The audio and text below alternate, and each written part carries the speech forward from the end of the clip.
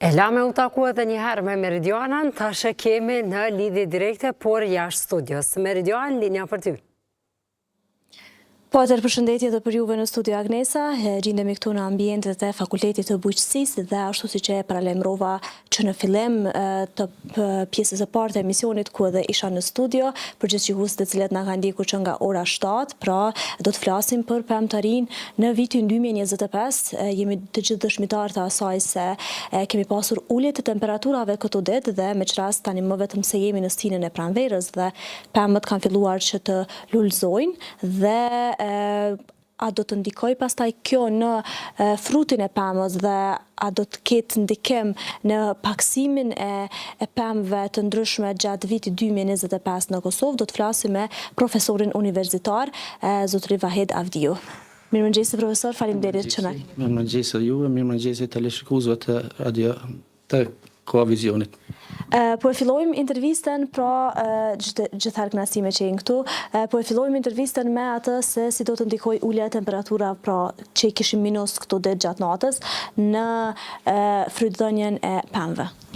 Fillimisht pak një njoftim të shkurtër rreth këtyre temperaturave të ulta, këto zakonisht shfaqen kohë pas kohe. Hera fundit kur janë shfaqur këto temperatura ka qenë viti 2017, edhe ai vit ka qenë vit me probleme shumë të mëdha me temperaturat, neve ju themi ngricat e vonshme pranverore. Pak për njoftim të teleshikuesve tuaj se këto ngrica mund të shfaqen në dy forma.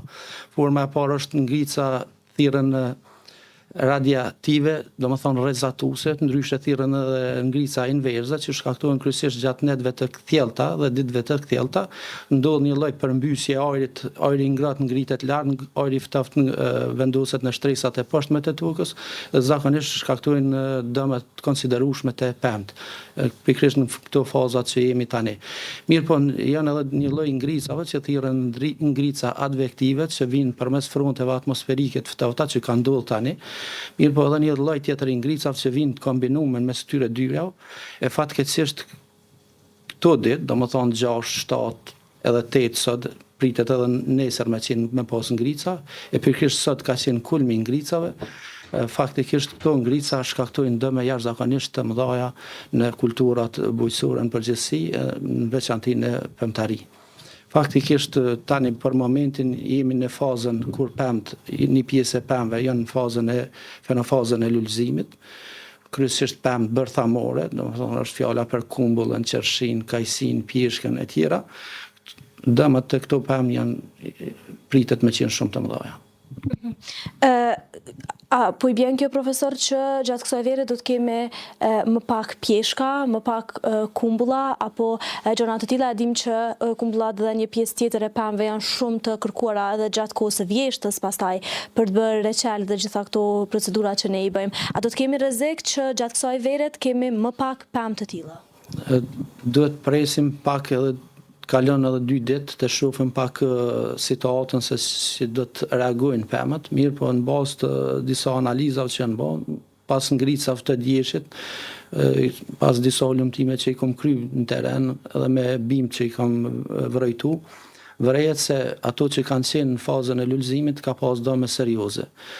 Edhe pse dje kanë qenë temperaturat ju kaq të ulta sa ditën e sotme, sot kanë qenë mëngjes gjatë rrugës që kam ardhur kanë qenë -5, do të thonë 7 mëngjesit, këtu -5 temperaturat -5 janë fatale, do të thonë për fazën e lullëzimit, po edhe për disa faza më të vonshme që janë faza e mogullimit të sytit. Pra, po thoni që edhe në vitin 2017 ka pas... Edhe në vitin 2017 ka pas probleme të ngjashme.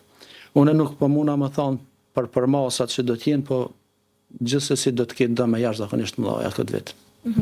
Mirë po, për gjatë viteve edhe vitin e kalum kemi pasur rreshtit e borës në fillim të pranverës, apo shndërrohet ndoshta kjo në një praktik nëse mundemi me quajtë kështu? Që kur vitin e kalum ka pas rreshje, po s'ka pas ulje në masë të temperaturave siç kanë qenë këtë vit. Edhe dëmet kanë qenë minimale, shumë të vogla.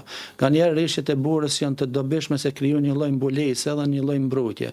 Mirë po kur bimt janë të ekspozuara plotësisht, edhe dje ka pas një lloj shtrese të borës, edhe vrejta që një farë aspekti kanë ndiku pozitivisht, janë në mbrojtje prej ati ngricave frontale që kanë ardhur. Mirë po sot kanë qenë ngrica tjera, do më thonë kanë qenë ngrica me më të kthjellët, edhe zbritja temperatura ka qenë shumë e madhe se sa ditën e djeshmet. Kështu që sot gjatë ditës së sotit, faktikisht mëngjesin e sotëm, pritet që dëmët me qenë shumë atë mëdha se ditën e djeshit. Kështu në këto raste janë të jashtëzakonshme. Ka fillu me u shndërru pak edhe si dukuri, mirë po prej 2017-ës ka pas në për mikroklimate, mikrozona caktume ka pas dëme, po ju në masë që ka qenë në vitin 2017 edhe si që pritet me qenë këtë vit. Prof, po e lojmë pak këtë sistemin e ulljes e temperaturave, po flasim pak për sistemin e pemtarisë në Kosovë për gjatë viteve. Keni vrejtur ndonjë ndryshim, janë shtuar më shumë kulturat, ndoshta një interesim më i madh i fermerëve dhe bojgjve gjitha atyre pemtarëve të cilët mbjellin ndoshta më shumë dhe e kultivojnë më shumë pemtarinë. Po realisht pemtaria ka përjetuar një zhvillim prej pas luftës.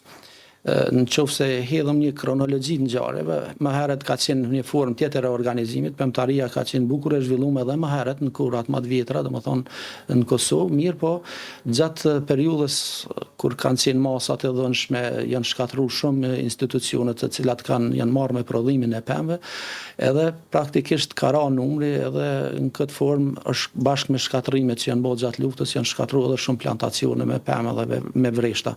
Mirë po pas luftës ka fillu kjo veprimtari me u zhvillu.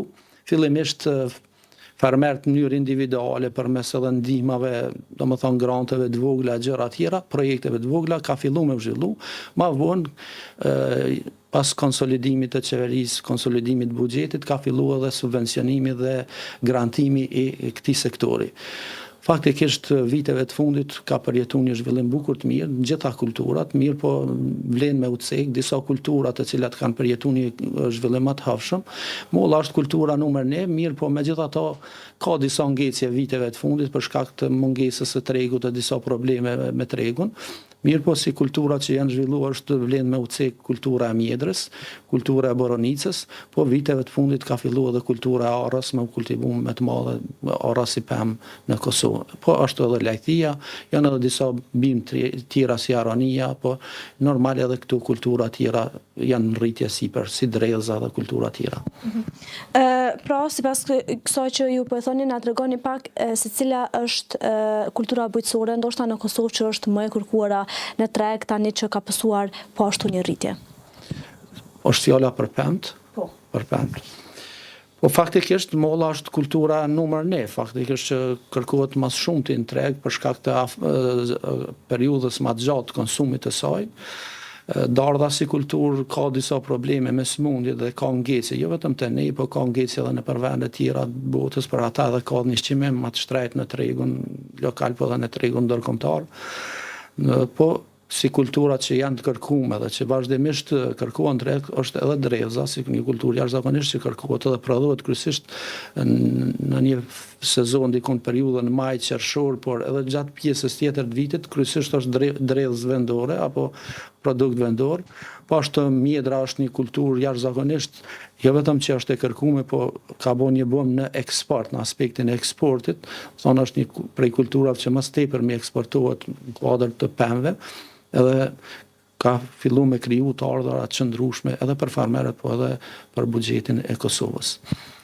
Po, tha që Dardha ka filluar të ngritet çmimi për shkak të smundjeve që mund të ketë kjo pemë në fakt. Mirë po, ne kemi ngritje të çmimit edhe tek qershit. Është sistemi i njëjtë edhe tek qershit për shkak se këtë vit kemi një çmim drastik, apo është komplet çështje e tregtarëve se çysh po e vendosin qershin? Që qershia nuk është shumë e kultivuar, edhe kjo ka filluar si kulturë me u përhap, domethënë me u ngrit sipërfaqet me këtë kulturë. Megjithatë është një kulturë që nuk plotëson plotësisht nevojat e tregut vendor. Dhe kur ka mungesë, zakonisht kjo varet edhe prej tregjeve ndërkombëtare dhe varësisht prej çmimeve të tregut ndërkombëtar rriten edhe çmimet këtu vendore. Mirë po, megjithatë kjo nuk i ka ato problemet e Dardhës. Secila pemë ka problemet me smundje të ndryshme, mirë po janë disa smundje që është vështirë me u menaxhu, siç është kultura e Dardhës për shembull, edhe faktikisht kjo ka shkaktuar problemet pastaj edhe në tregun ndërkombëtar.